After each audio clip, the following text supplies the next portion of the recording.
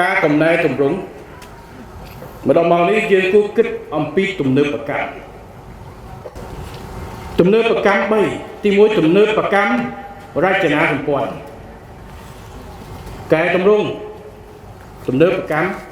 ដែលខ្ញុំប្រើពាក្យថាពាក្យនឹងពីរប្រហែលគ្នាប៉ុន្តែឈានទៅដល់ការវិវត្តទៅលើទំនើបកម្មបណ្ដៃថាម៉េច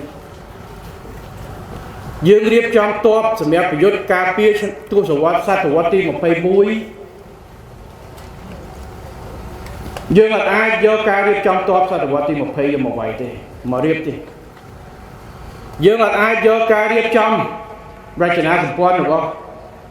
តបសតវត្សទី19យកមកដើម្បីប្រយុទ្ធសតវត្សទី20សតវត្សទី21នេះវាត្រូវស្អីខ្លះការប្រែប្រួលនៃធម្មជាតិនៃការហានិភ័យអាការប្រយុទ្ធទ្រង់ទ្រាយធំវាមាននៅតែជាហានិភ័យប៉ុន្តែវាមានអាហានិភ័យពាក់ព័ន្ធទៅនឹងសត្រូវមួយចំនួនគ្រោះមហន្តរាយភេរវកម្មសង្គ្រាមតាមគេហៅ cyber security តាមអ៊ីនធឺណិតសួរថាតើរចនាសម្ព័ន្ធយើងឆ្លើយតបនឹងសំណួរពោភារកិច្ចទៅនឹងត្រូវតែធ្វើទី2គឺការវឹកវើសំខាន់កម្មវិធីវឹកវើមេរៀននេះគឺត្រូវតែប្រូអាប់ដេតជាប្រចាំផ្អែកទៅលើស្ថានភាពជាក់ស្ដែងសំណុំពរភារកិច្ចការប្រែប្រួលនៃសភាវុធរបស់យើងរបស់ប្រទេសជិតខាងរបស់សំបីតែខាងពួកភេរវករក៏ត្រូវគិតដែរបើគេវាយឥឡូវវាយប្រើអគិនិសាសតើយើងត្រូវរៀបអីដើម្បីទប់បើយើងអត់មានគិនិសាសត្រូវបង្កើតហើយវឹកវើបំពាក់វឹកវើទី3ទំនើបកម្មគ្រឿងសម្ភារៈបំពាក់ការគិតគូរ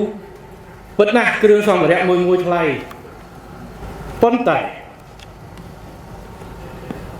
យើងអត់ចាំបាច់ទិញតែមួយឆ្នាំទេយើងគិត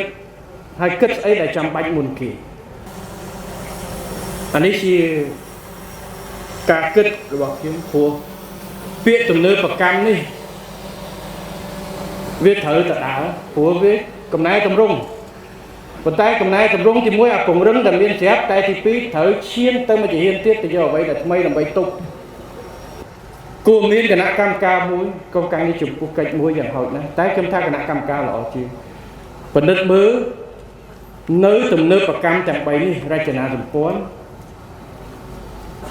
ការកសាងទុនធានមនុស្សជាមួយនឹងគ្រឿងបំពាក់របស់កងទ័ព